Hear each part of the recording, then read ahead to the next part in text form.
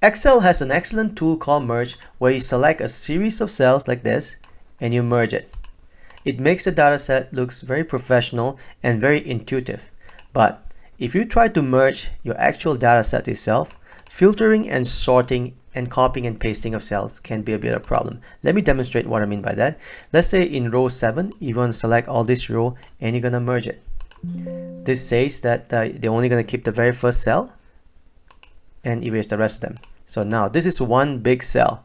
So now if I were to go ahead and select, say, this column here and do sort and filter and sort largest to smallest, it tells you that you can't do sorting when your data set has a merged cell.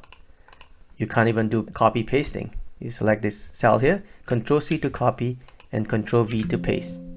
Mainly because that the cell sizes are different. That's another way to get around this madness here. I'm going to undo this guy here. And at the same time, you can actually keep the same look and feel of a merged cell. Let me show you how this is done. So now we're back to square one. Select the row that you want to work on. Press Control 1.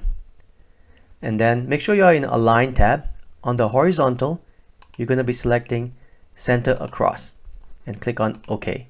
Once that's done, start deleting the cells, not the first one, the cells on the right, to make it look exactly like a merged cell. Now, cosmetically, it looks exactly like a merged cell as this one here, but the difference is that this is one big cell, but this one, they still have cells in between.